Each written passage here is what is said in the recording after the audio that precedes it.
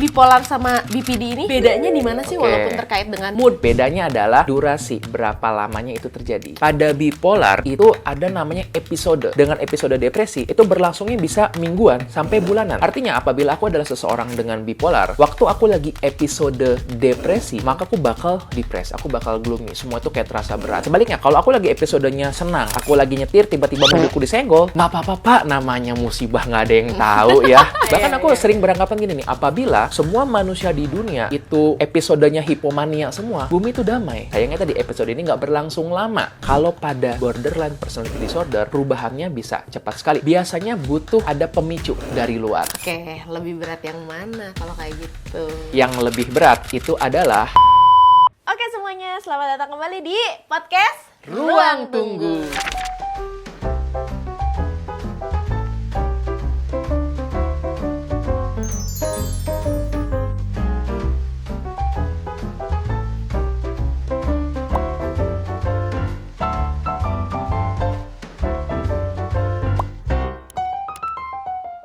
Masih sama saya nih, host yang sama, Sora, dan narasumber abadi kita Andreas, dan ini baru selesai probation kemarin.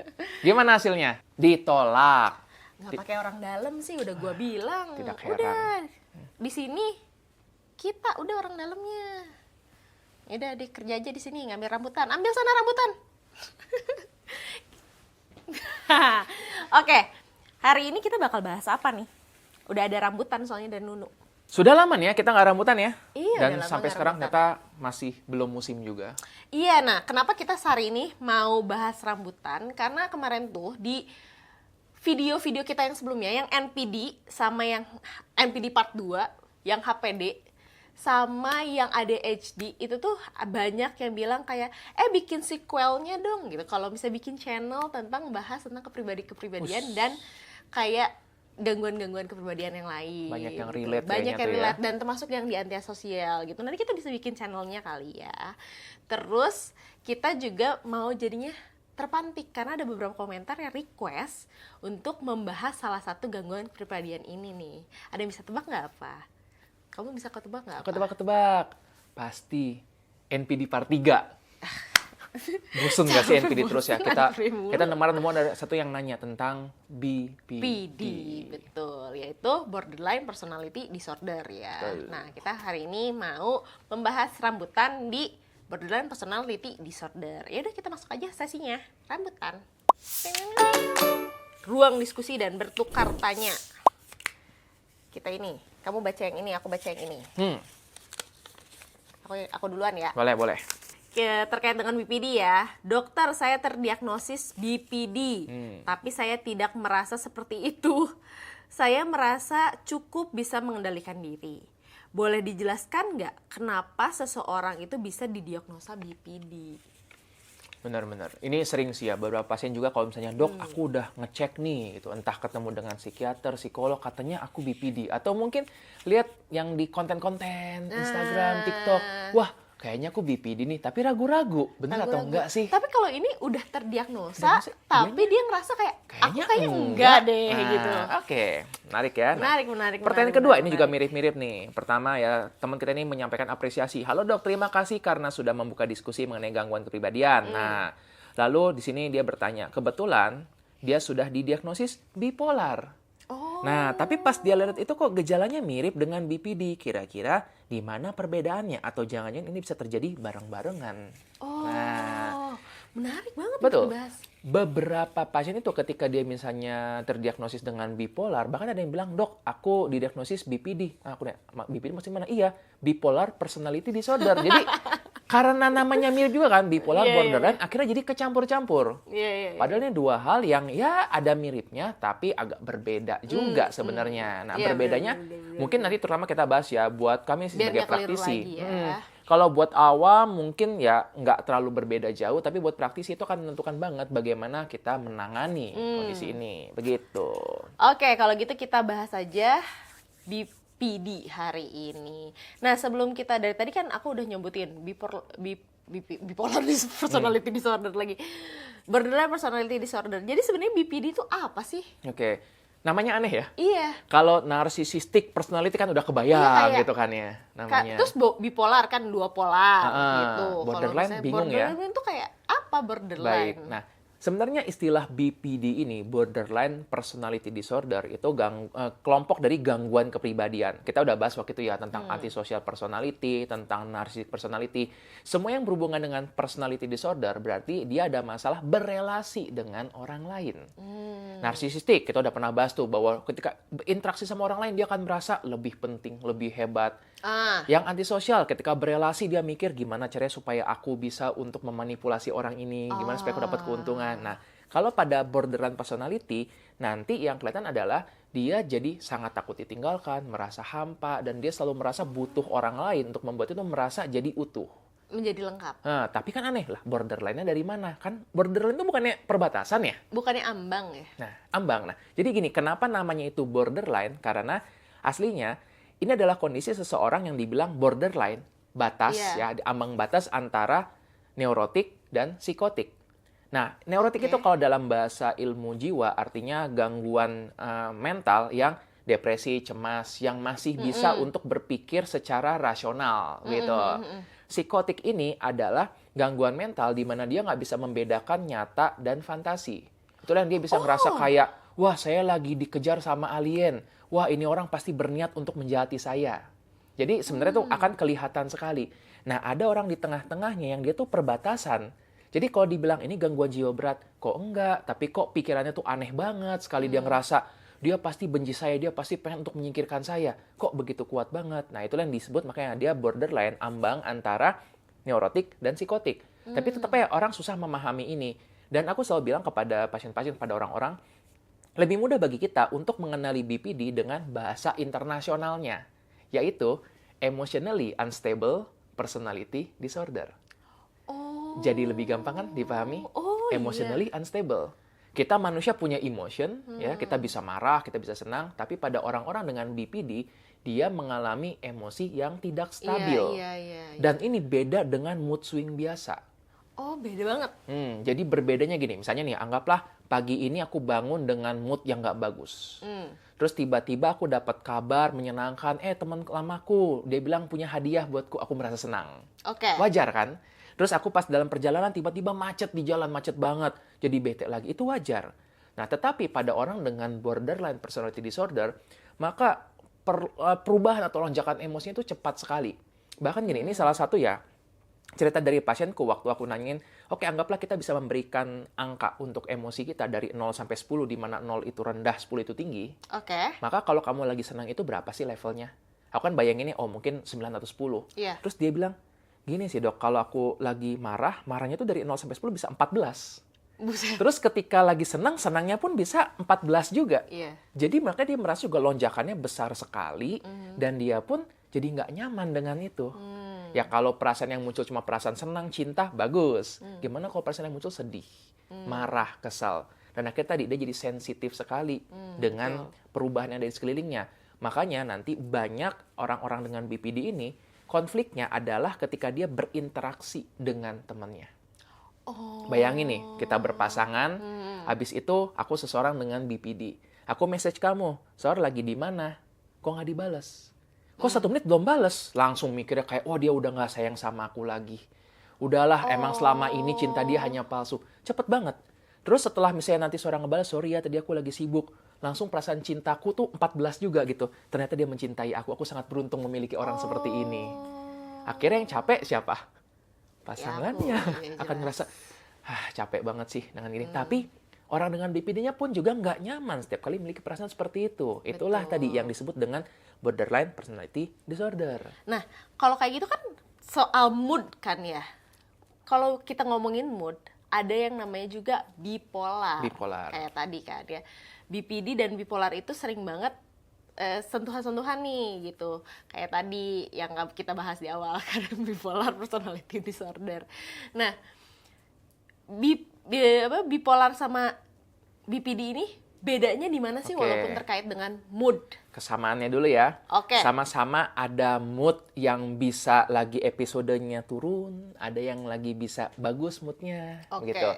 Bedanya adalah durasi berapa lamanya itu terjadi. Oke. Pada bipolar itu ada namanya episode. Oke. Ya, namanya nonton episode itu kan nggak cuma episode berapa menit ya, dia kan bisa lama gitu kan, bisa bermenit-menit. Nah, kalau kita ngomongin tentang hidup manusia nih, orang dengan episode depresi, itu berlangsungnya bisa mingguan sampai bulanan. Bisa tahunan nggak? Jarang.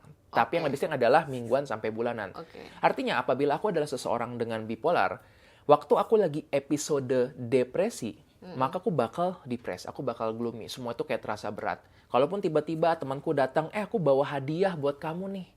Aku kan merasa, oh iya thank you. Oke. Sebaliknya, kalau aku lagi episodenya senang, lagi episode yang hipomania, yang rasa Iya. kayak, wah hidup baik-baik saja. Aku lagi nyetir, tiba-tiba mobilku disenggol, drek, nggak apa-apa pak, namanya musibah nggak ada yang tahu ya. Jadi gitu, ketika lagi episodenya baik itu menyenangkan sekali. Iya, Bahkan iya, aku iya. sering beranggapan gini nih, apabila semua manusia di dunia itu episodenya hipomania semua, bumi itu damai. Karena semua orang tuh ketawa-ketawa, semuanya fun. Sayangnya tadi episode ini nggak berlangsung lama. Beberapa hari atau mungkin minggu, jarang kalau sampai bulanan ya untuk episode Oke. ini. Nah, jadi nanti ketika momennya lagi turun itu ke episode depresi, itu yang bikin dia dan lingkungannya nggak nyaman. Nah, itu tadi pada bipolar. Kalau pada borderline personality disorder, perubahannya bisa cepat sekali, seperti tadi yang aku bilang. Seperti mood swing yang kita biasa pagi, alami, sedih, bisa. siang itu. Dan itu tuh nggak perlu alasan. Justru dia biasanya butuh ada pemicu dari luar. Nah. Begitu. Sedangkan kalau tadi pada bipolar, karena ini adalah kondisi internal dari otaknya, nggak diapa-apain pun, bisa tiba-tiba pas bangun, loh kok tiba-tiba moodku nggak bagus hari ini, dan berlangsung selama berminggu-minggu.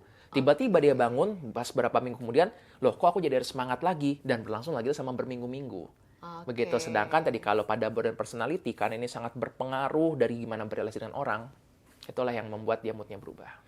Oke, lebih berat yang mana kalau kayak gitu? Lebih berat yang mana ya? Jadi gini, yang lebih berat itu adalah tidak ada. Oh. Karena ini dua kondisi yang berbeda. Oke?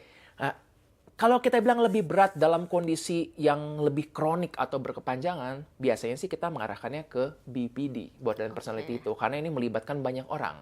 Jadi beratnya karena ini akan berlangsung terus-terusan dan dia membutuhkan terapi. Mungkin dengan obat, mungkin juga dengan psikoterapi. Nah, kalau bipolar, beratnya ini karena memang ada masalah secara biological di otaknya.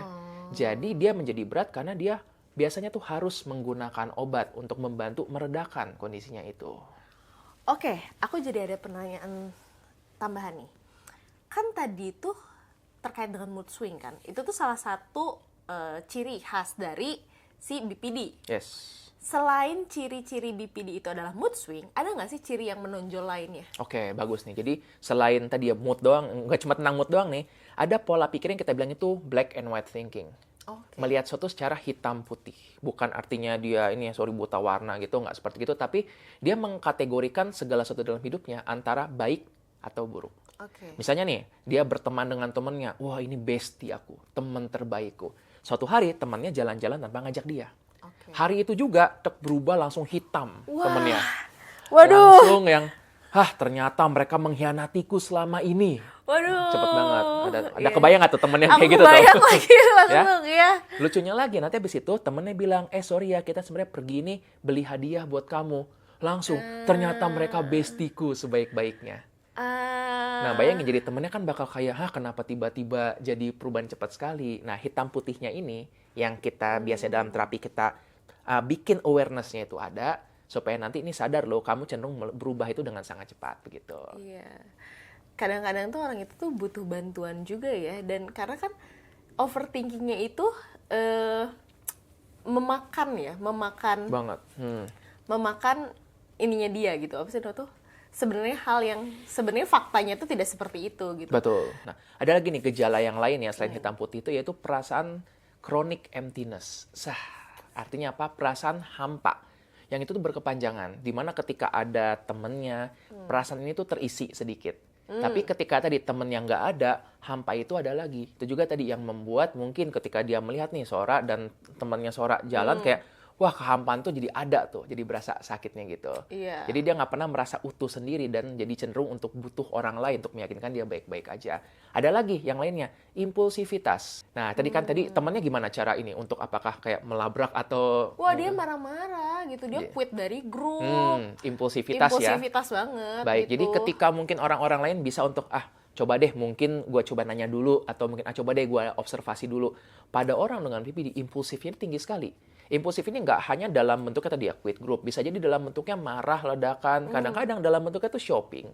Dan ini juga yang mengarahkan kadang-kadang jadi ada perilaku menyakiti diri.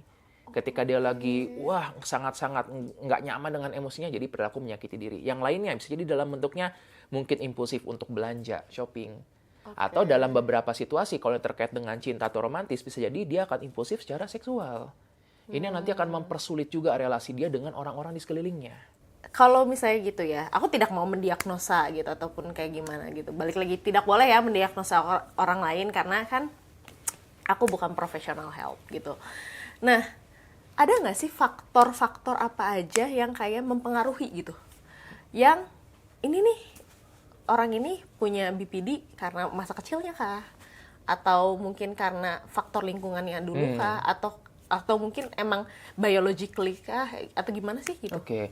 Nah, istilah tentang BPD ini ada nanti terapinya namanya DBT, Dialectical Behavioral Therapy, itu yang banyak bergerak bidang itu adalah seorang bernama Marsha Linehan. Nah, ini seorang ahli yang kalau nggak salah nih, beliau juga mengalami BPD. Jadi waktu itu dia merasa, wah ini kenapa sih terapi-terapi nggak ada yang cocok buatku, jadi dia mengembangkan sendiri. Bayangin, kamu mengalami masalah, nggak ada orang yang bisa nolong, kamu nolong diri kamu sendiri. Nah, Marsha Linehan ini membuat beberapa buku terkait dengan BPD, dan di situ tuh selalu dikatakan bahwa ada dua faktor yang ini paling penting ya, untuk membentuk seorang menjadi BPD. Pertama adalah ada namanya emotional sensitivity. Jadi secara emosional, memang bagian otak yang memproses emosi itu tuh sangat gampang untuk aktif. Oke. Itu sistem limbik ya. Jadi kalau misalnya nih, ya tadi bisa kita melihat seseorang yang melakukan sesuatu menurut kita, kok gini sih? Pada orang dengan BPD, bagian otak emosional ini aktifnya cepat sekali. Sedangkan seperti pada kondisi lainnya, bagian otak untuk logik ya, prefrontal cortexnya itu lambat untuk ngeremnya. Impulsivitas bisa terjadi. Nah, itu kalau tadi secara otak tuh ada emotional hypersensitivity. Lalu, kalau pada tadi pola masa kecilnya, pola asuhnya, yes, ada yang namanya itu adalah invalidating environment. Lingkungan yang cenderung untuk invalidate atau nggak mengakui perasaannya. Artinya apa sih? Pada saat kecil seorang anak misalnya dia nangis, kayak udah ngapain sih kamu nangis kayak gitu? Pas dia marah, ngapain sih kamu marah-marah, nggak boleh marah. Pas dia senang pun, nggak boleh gitu, jaga diri. Ketika dia memiliki bakat untuk emotional hypersensitivity, dan ketika keluarganya nggak pernah memberikan ruang untuk memvalidasi perasaan tersebut, akhirnya terjadilah dia jadi bingung cara meregulasi emosinya sendiri. Ditambah juga biasanya pola asuh keluarganya ini tidak konsisten. Pola asuh keluarganya kadang-kadang dia bisa sangat hangat, di kondisi lain bisa tiba-tiba meledak banget. Habis itu dia mengatakan, ini sebenarnya kami sayang sama kamu. Akhirnya tanpa sadar dia pun jadi terbiasa melihat, kok dunia ini nggak bisa ketebak ya. Dan ini yang membuat tanpa sadar dia melihat dunia itu jadinya hitam putih. Antara mamaku sayang banget sama aku, atau dia ini sangat-sangat marah sama aku. Antara papaku bakal hadir melindungi aku, atau papaku bakal pergi meninggalkan aku. Oke. Itu yang kebawa sampai dewasa. Oke. Aku juga jadi kepikiran kayak, ini nih, kalau misalnya BPD, kita bahas BPD itu tadi ada, kita mention nih di awal tentang favorite persons. Yes. Kayak gitu. Ini kita bahas kali ya nanti di part 2-nya nggak sih? Kayaknya itu butuh satu episode sendiri Iya, deh, karena ini banyak banget ya. Dan nanti menariknya teman-teman, favorite person itu istilah yang muncul bukan dari medis, tapi justru dari komunitas. Oh. Aku pertama kali mendengarkan pasien bilang, ya dok, jadi aku punya FP. Gue mikir, FP itu apa? Favorite person. Terus gue pura-pura tahu aja, oh iya gitu. Tapi sebenarnya apa? Itu nggak pernah diajarin tentang itu. Oke. Nah, nanti kita menarik, kita bakal bahas berikutnya ya. Kita bahas tentang favorite person di orang yang dengan gangguan kepribadian ambang ini Yes, ya. Oke. Ya, kalian kalau yang belum tahu, kita ini sekarang uploadnya 2 kali dalam seminggu, yaitu di hari Minggu dan di hari Rabu. Jadi kita punya part 1 dan part 2. Jadi kita bahasnya bakal lebih detail lagi. Oke, kalau gitu kita lanjut lagi ke BPD. Nah, kalau orang yang sudah terdiagnosa dalam BPD, dengan BPD nih, apakah dia bisa benar-benar pulih atau enggak? Oke. Bisa atau enggak? Bisa, possible. Tapi karena ini adalah suatu pola kepribadian, pasti akan berat. Berat dalam artian dia butuh berusaha. Ya, sama seperti seseorang yang pemarah, bisa nggak untuk dia pulih menjadi nggak pemarah? Bisa. Tapi itu membutuhkan peran aktif dari dia untuk ngerem, untuk menyadari dia marah dan menyalurkan kemarahan tersebut. Sama, pada BPD juga, kami ada beberapa kayak modul ya, latihan bagi mereka. Tapi kan tugas kami cuma sebatas, nih, ini kamu harus latihkan. Pada akhirnya dia yang perlu untuk melatihkan itu sendiri setiap hari. Oke, kalau gitu kira-kira solusinya apa dong? Kita masuk aja kali ya, langsung ke sesi Semangka. Sesi mengupas solusi kehidupan. Solusinya dong kakak. Oke, ceng.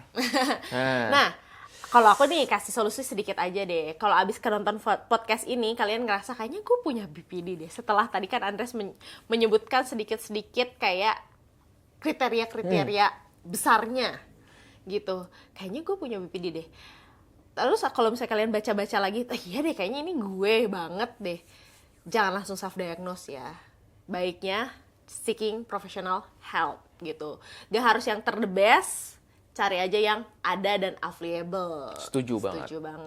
Jadi, dan jangan buru-buru juga menjadikan video ini untuk mendiagnosa teman dekat kalian. Setuju. Atau orang terdekat kalian, Betul. siapapun Dan itu. ini perlu menambahkan ya, karena tadi bukan cuma sekadar ada gejala-gejalanya, tapi pattern-nya tuh perlu dilihat. Misalnya ini harus berlangsung gejalanya setidaknya selama 1 tahun, ya. Iya. Dan ini biasanya tuh memang sudah terjadi dari sejak dia remaja. Jadi polanya tuh lama. Jadi kalau misalnya dia ngerasa, ya dok, aku sampai umur 35 tuh sabar, kok umur 36 dan seterusnya jadi pemarah ya? Apakah BPD? Kayaknya sih less likely gitu ya. Makanya juga benar-benar betul banget jangan sampai self-diagnose. Nah, mengenai tadi semangka. Jadi, ada suatu terapi untuk BPD. Itu tadi kita sebutkan dialectical behavioral therapy. Tapi guys, DBT ini susah. Susahnya kenapa? Karena untuk DBT yang beneran, itu dia membutuhkan ada terapi individu, ada terapi kelompok, ada kayak homework, dia ngerjain tugas, dan lain-lainnya. Nah, jadi itu dah kenapa tadi aku bilang, bisa nggak pulih? Bisa, tapi agak susah. Nah, kemungkinan kalian pun akan sulit untuk saat ini untuk menemukan akses ke DBT ini. Jadi ini saya ngasih 3 potong semangka. Yang kecil dulu aja ya. Paling nggak untuk kita memulai. Bagaimana untuk kita membawakan diri berrelasi yang baik dengan orang-orang sekitar kita. Nah, jadi 3 potong semangka untuk kamu kalau kamu adalah seorang dengan BPD atau kamu mencurigai dirimu BPD. Pertama, mindfulness. Ini bagian paling penting, yaitu kita perlu menyadari bahwa kita lagi marah. Termasuk tadi, kalau marah dari 0 sampai 10, ini marahku berapa ya? Nah, itu yang perlu untuk menyadari. Karena kalau kita nggak menyadari, kita nggak bakal bisa melakukan apa-apa. Kedua, kalau kita sudah sadar apa yang kita rasakan, kita sadar bahwa kita pengen marah, aku sadar bahwa aku pengen impulsif buying, aku pengen untuk marah, teriak ke orang ini, pengen banting barang, pengen melukai diri, melatih untuk jeda. Jeda ini gimana caranya? Benar-benar dengan kita stop. Jadi sebelum kita message misalnya nih ya kayak, wah kita mau marah-marah, jeda dulu. Latihan untuk taruh dulu handphonenya, tarik nafas. Tarik nafas, oke. Kalau lagi ketemu sama orang, kita ngerasa kayak, wah nggak bisa gini nih, aku mau langsung melabrak dia. Latihan untuk berjarak, tarik nafas. Nah, 2 ini aja dengan kita tadi potongan semangka pertama mindfulness ya, latihan sadar. Kedua untuk kita berlatih berjeda. Ini udah jadi poin yang penting banget. Nah, ketiga, tentu saja ini perlu untuk diulang terus-menerus. Maka potongan semangka ketiga adalah melatihkan terus. Dan kalau kita nggak sengaja melakukan sesuatu yang tadi membuat marah atau membuat orang lain kecewa, jangan ragu untuk meminta maaf.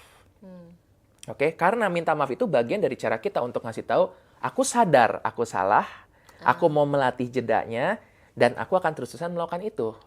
Nah, itu tuh kalau kita sebagai seseorang yang mungkin sudah terdiagnosis dengan BPD ataupun kita mencurigai diri kita BPD. Itu tuh semangkanya.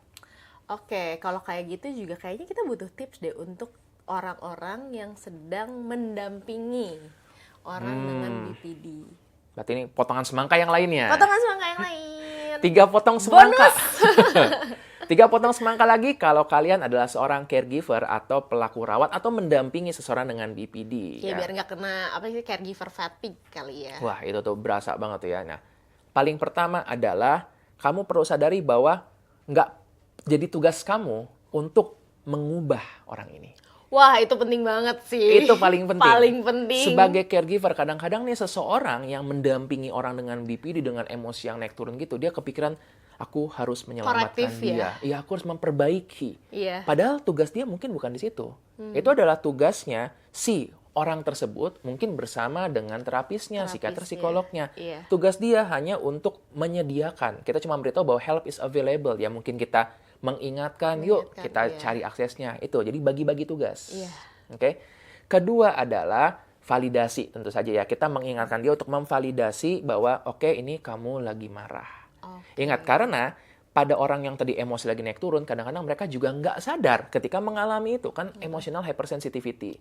Jadi kita ngasih taunya bahwa, oke, sekarang kamu lagi marah. Jadi kita kayak mengajak dia untuk mindful dengan perasaannya, gitu ya. Tapi ngasih taunya jangan, kamu tuh lagi marah, gitu. Nah, malah makin meledak, gitu kan. Dibempar. Malah, nah jadi kayak tadi, oh ini kamu lagi sedih, gitu. Jadi kita mengajak untuk menyadari itu. Nah, ketiga, ini yang paling penting juga adalah untuk kamu pun perlu berjarak juga kadang-kadang. Berjarak bukan berarti meninggalkan. Ya, ingat tadi kan pada seorang dengan BPD sudah sangat sensitif nih dengan tema ditinggalkan. Jadi kalau tiba-tiba, udah ya aku lagi nggak sanggup nanganin kamu. Wah, nangis kejar itu. Iya. Jadi kita perlu untuk, boleh nggak aku ini kita temenin dulu, tapi setelah itu selesai, misalnya udah aman nih untuk ditinggalkan, kamu sebagai caregiver perlu ingat bahwa kamu pun punya hidup sendiri juga. Iya, betul. Sebenarnya ini berlaku untuk caregiver secara umum ya, bahwa kita mungkin terlalu fokus untuk membantu orang lain, kita lupa bahwa diri kita sendiri juga manusia yang perlu dibantu dan kita bisa capek juga. Betul. Nah, kalau kayak gitu gimana? Kalian udah ngerasa belum tips ini bermanfaat? Kalau udah, jangan lupa dong diklik tombol subscribe-nya dan dinyalain juga notifikasinya. Karena kita bakal bahas langsung ke part 2, yaitu BPD dan favorite person-nya. Favorite person, apaan tuh? Kalau favorite food ada, favorite musik ada, favorite person ini apa ya? Tapi aku gak sabar sih bahas tentang favorite person ini. Jadi jangan lupa di-subscribe, dinyalain tombol notification-nya, dan di-follow juga Instagram @potruangtunggu, dan Instagram aku juga di @littlesora dan @dr_Remon. Oke, selamat nunggu ruang tunggu di episode berikutnya di Favorite Person with BPD. Dan ingat, di setiap perhentian pasti ada ceritanya. Bye-bye!